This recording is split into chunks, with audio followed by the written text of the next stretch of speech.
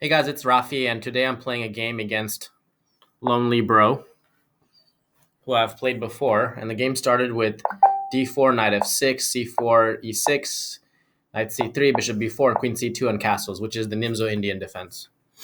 So the main thing now is to attack this bishop right away and ask the bishop where it wants to go and capture back with the queen so we don't double our pawns. Knight e4 might follow. If that happens, we will drop our queen back to this long diagonal here. Okay, so b7 is definitely one way to develop things. I think the first thing I want to do is here he might have 94. Hmm.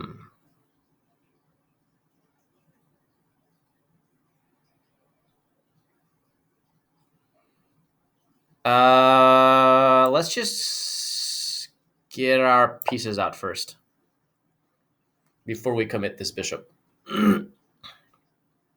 I'm thinking though, should I put my bishop on g2 or should I put it on?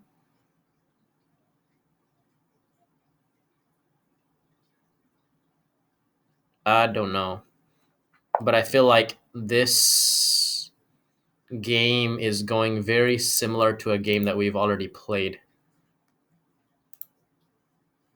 I mean, I literally played him yesterday, as a matter of fact. Let's look at how this game turned out yesterday. Oh, I had the black pieces yesterday. Okay, interesting. So yeah, he just messed up really bad.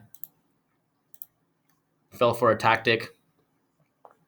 So he plays d6. Again, bishop g5 runs into knight e4.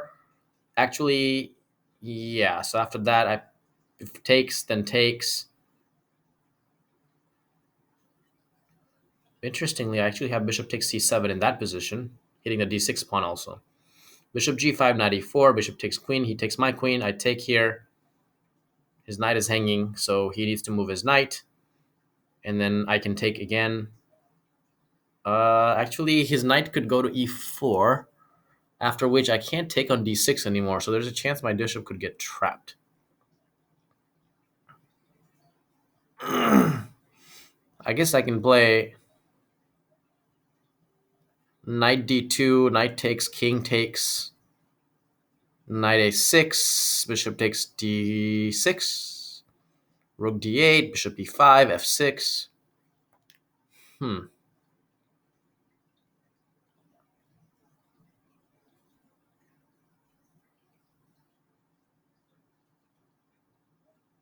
Actually, I can always take the knight here, so I'm gonna go ahead and play bishop g5. I think I can get away with this move now.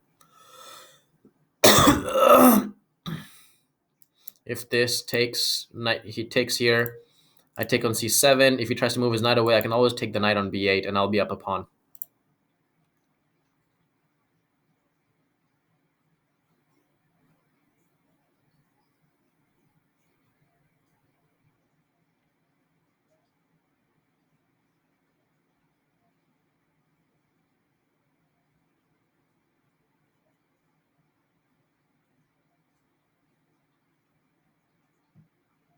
I'm still debating whether I want to develop my bishop on this diagonal here. Well, that's an interesting move. Okay. Well, that sort of clarifies the situation a little bit more, I think.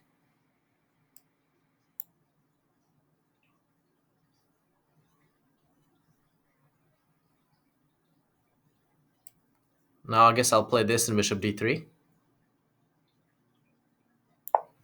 Once I get bishop d3 in, I think I should be okay in that position. And then there's no more knight e4 type of stuff anymore. Now h6 here might be interesting. That could come.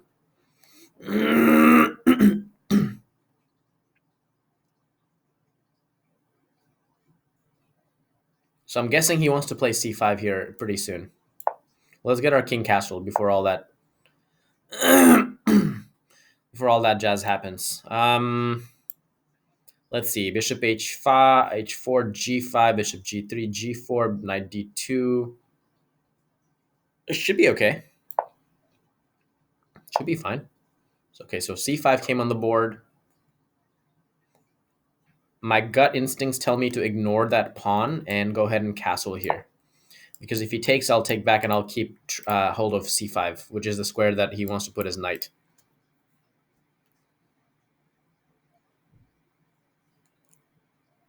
So now that we have castled, I'm going to put my rooks on the active open files and continue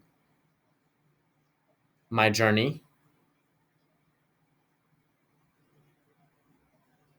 So d5 here, he takes, I take, he can take. Yeah, that doesn't. d5, if he takes, I take.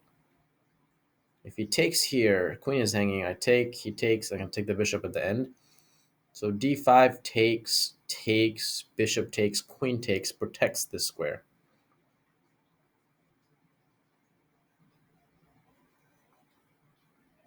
But is that good for me?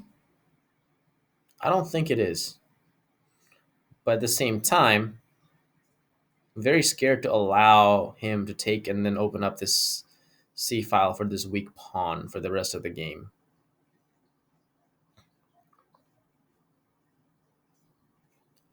You know what? I'll go for this. I will go for this. Even knight takes here might be a possibility. Oh, no. What am I saying? These moves are not possible because the bishop is not protected here.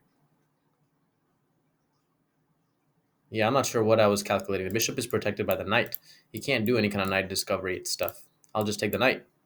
Bishop is not undefended. Queen is defending. Queen is not threatening the bishop.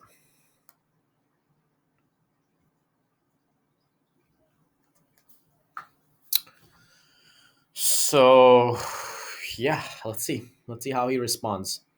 I'm assuming he's going to push, maybe, or take. ED, CD, bishop d3, queen d3, knight e5, knight takes, pawn takes. I guess I'm okay with that position. I don't know. I just feel like I shouldn't let him open up my c file like that and just keep harassing the c4 pawn forever. I mean, he's got his rook and bishop pointed that way, and also after taking on c5 or taking on d4, he also clears up the c5 square for his pieces to really penetrate, and I did really don't want that to happen. So he just decides to take. So I'll take. So he takes again. Let's see, there's in between stuff like taking here or anything like that to get some tactics going. I don't think so. So I'll just take this way.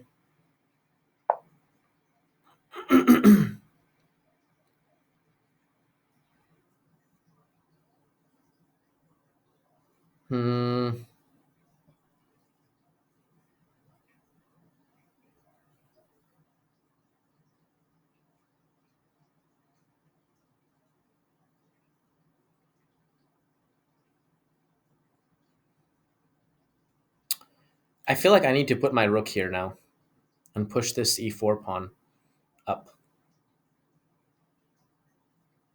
one square to have this protection for this d5. The thing is that my knight is really horribly placed here. This knight isn't doing anything. So I need to get this knight to a better square. I think f5 would be a great square for the knight. But at the moment, f5 seems kind of tricky. Or I might just trade it off if he's going to go this route.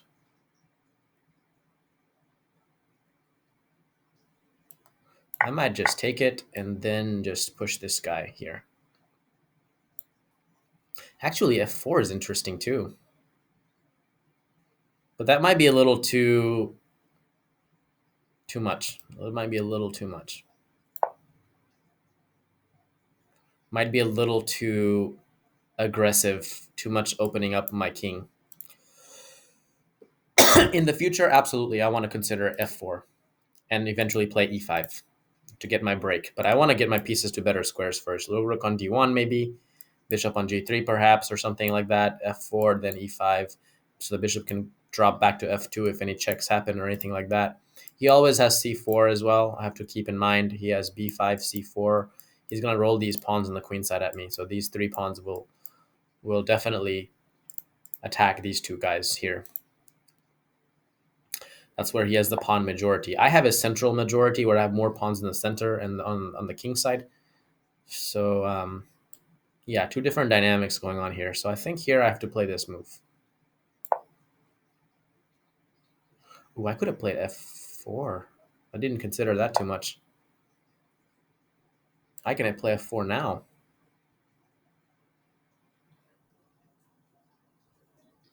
But it would have been a lot better last move because he didn't have g4 available. Yeah, f4 has got to be the type of move you want to play in these positions. Like, just if he's gonna play a move like g5, let's just punish it right away. Like, I don't want to give him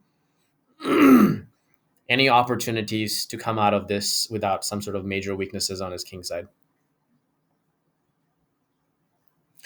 Yeah, I should have definitely played f4 last move, I feel like. Because then he doesn't have any option but to take. If he moves his rook, then I'm taking on g5, and that's even worse because right now he can play g4. And that certainly won't be good. But if he plays g4, I have another type of idea here. I'm going to go for the e5 push. I mean, after rook d1, I'll play e5 next. And that'll be even, a great attack in the center.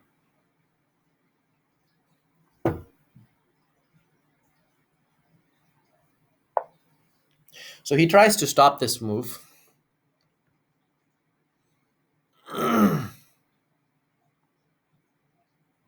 So if I take on g5, I guess his idea was to play knight e5 first.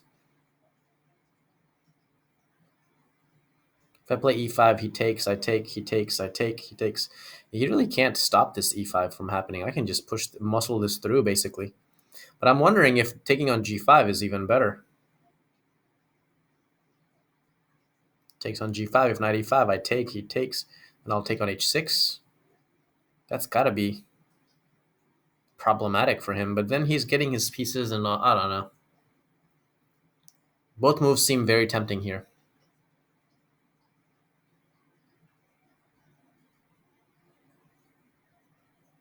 I kind of like this. This is pretty straightforward. Like, I'm getting a pawn, and I don't know. I just feel like if he just takes back here, by the way, I'll just take this pawn.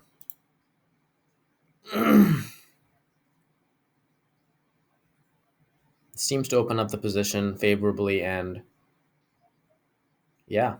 So if he ever plays knight e5 and I take, I guess he can take with the rook. But if he takes with the pawn, I'll definitely have a pass pawn. That'll be good. Connected passer. But I'm pretty sure he'll take with the rook. Yeah, that's the move he goes for. And here, I'm wondering if I have anything better than taking the knight. Like queen f1 or something like that. Don't think I do. So I'll just take.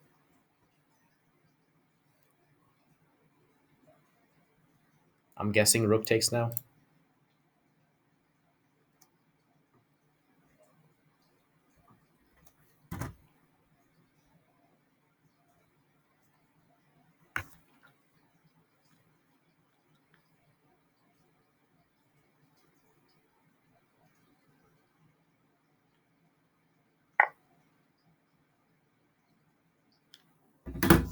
Yeah, so I predicted this would happen. Now there's interest. Nah. I was thinking about g6 for a temporary second, but nah. So let's just keep it simple. Let's just grab the pawn. There's queen h4 now, which is what I'm expecting. Out of all this, basically, I just opened up his king a lot. I did give up the bishop, so I'm not too happy about that, of course. Would rather have the bishop on board. Yeah, e5 is one of those moves that was very, very tempting, but this is just one of those, like, I know for sure I'm breaking up the king side here. I'm going to go into this endgame with the 2 rooks, and his king is going to be wide open, and I'm temporarily up a pawn, which he has to recollect, which I'm sure he will, but he has to work for it. And I feel like I certainly can't be worse here. I don't know if I'm necessarily better, but I definitely am not worse. I would imagine with correct play, he should be able to hold this position, I believe. So yeah, queen comes in, and Seems like it's a position that should be possible to hold, but I don't know. So now let's try to make it difficult for him to get this pawn back, if that's possible.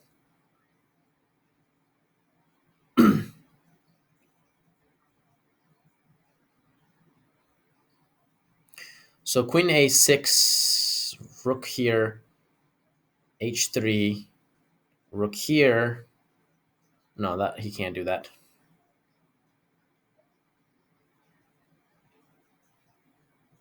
Queen h3, rook c7 though. Then what? I don't have any follow-up moves after that. That's problematic. Rook e3, queen takes. I like that.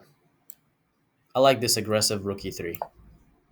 If he takes, I'll give a couple of checks that I'll really make his queen feel awkward here. My rook is coming to the f-file next move. Maybe to like f4 or something like that. At some point it'll appear there. I do need to get the queen to a better diagonal though. Queen right now is not able to enter the king side easily.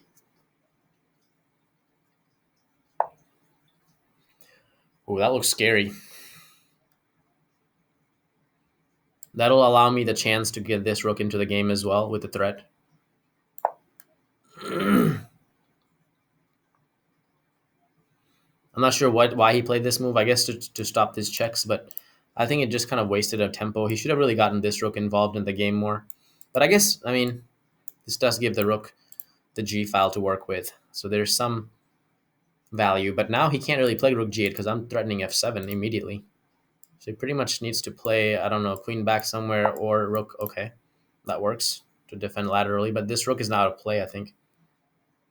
So for example, like I will just attack. I can just attack f7 again, first of all.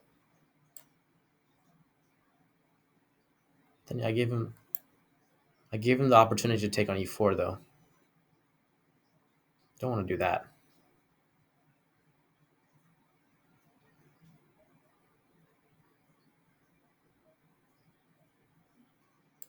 Let's get this rook into the game this way. I can't move this rook because of the e4 pawn. So this is guarded.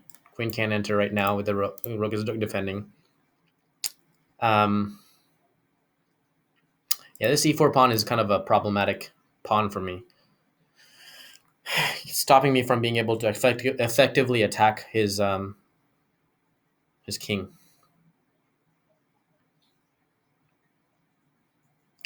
I thought about g4 very momentarily. The idea was to just put the rook on the f4 next turn, so my rook can defend here. But that cuts off all the possibilities of me attacking.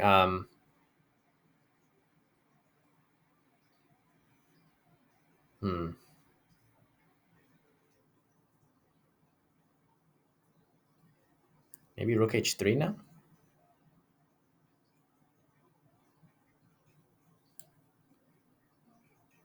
I don't know. I feel like I don't have that much time to think about things right now.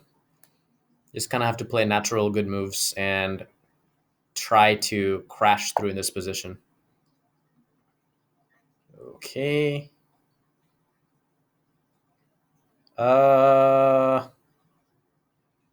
Maybe queen f1 indirectly protects things.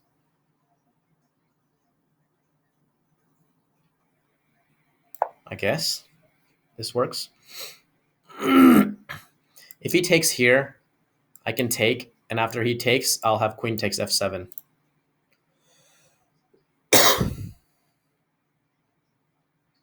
So I'm about to shift my focus to this f7 pawn next move. I'll play rook f1 next.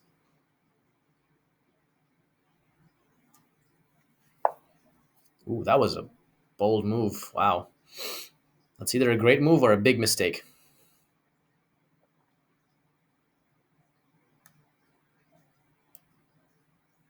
So if I do that now, then what happens? I guess rook takes e4, rook takes f5. I don't know. I don't know. I do know that I need to aggressively attack. My queen looks really awkwardly placed now, though, because there's always rook e1 threats now in the air.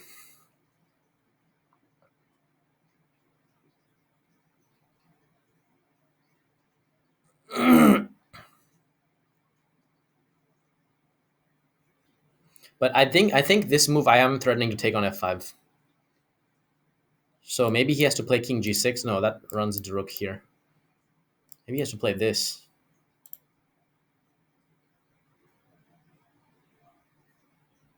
Rook f7. What would I do if he played rook f7? Would I still take on f5? Rook f7, I take, he takes, I take, he takes. Yeah, then I have queen b1 pinning the rook. That's interesting.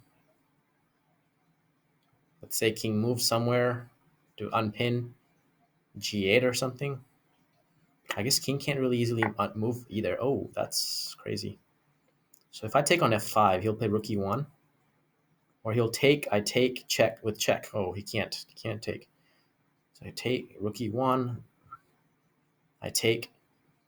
He takes, check. Okay, so I can take this safely. Ooh, queen e3. Oh, no. There's no queen e3. Just kidding.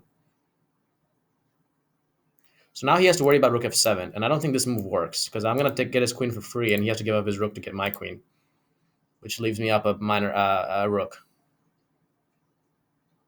So he has to play this position very, very carefully, because rook f7 is a real threat now. And seems like he just defended against that. I can't do rook f7 anymore. So now rook e1 is a real threat. Oof. Goodness.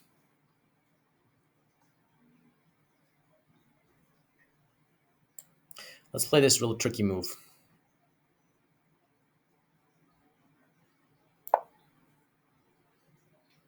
Real tricky move. If he checks, I'll drop back and defend the check with the check of my own. Real tricky move I played. And this also defends this pawn. I guess my threat is to play rook f4. To just try to win this rook. Just gang up on it with all my rooks. So this, I believe, is a counter check with this now.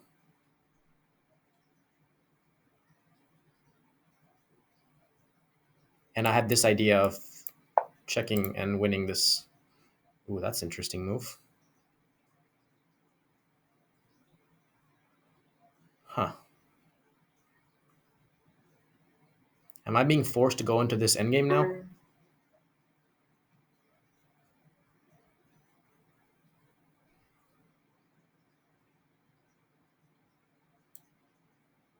I don't want to do an endgame here. I want to keep playing this.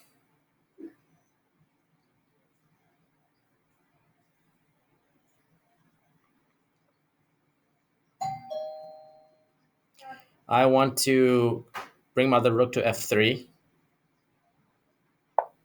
Ooh, that's the move I was thinking he was going to play as well. So this has to be my move now. Defending everything for the time being. So now I take with the rook, which hits the queen. He'll take on b2, but then I have checks on the diagonal. Okay, so he goes back. So now this hits the rook. Oh, he missed that. He missed the rook. It's over. That's it. That's it. Very quickly, just looking at the game. I'm not going to go over the entire game. But just looking at this, turn on some analysis here. I think all of this is fine. I mean, everything here is fine. I mean, even all the way up to the rook endgame, I think the position was definitely better for me. But I think here's where he started going wrong. When he played g5. I do think that he's weakening his king a little too much. And I just went last out with f4. We traded here, and yeah, this position is definitely better for me because he just has too many kingside weaknesses. And so yeah, here I think I made some inaccuracies, obviously. And but still, I think I maintained the advantage pretty decently for most of the game. This was interesting. So here, okay. So then he plays here. I guess I could have traded rooks and gone into the end game and been better. 1, 2, 3, 4, 5, 6 pawns to 4 pawns, but I don't know. I think would have been a very tough end game for me. So I maintained the tension because I knew his king was not safe. Comes back. I just do this. Oh, he had the other rook he could have brought down. Dang it. Well, he missed that. He went back, and that's where he started going wrong, I think. Here he just drops the rook, and it's pretty much over at that point. Anyway, hope you guys enjoyed this game. I will catch you guys in my next video.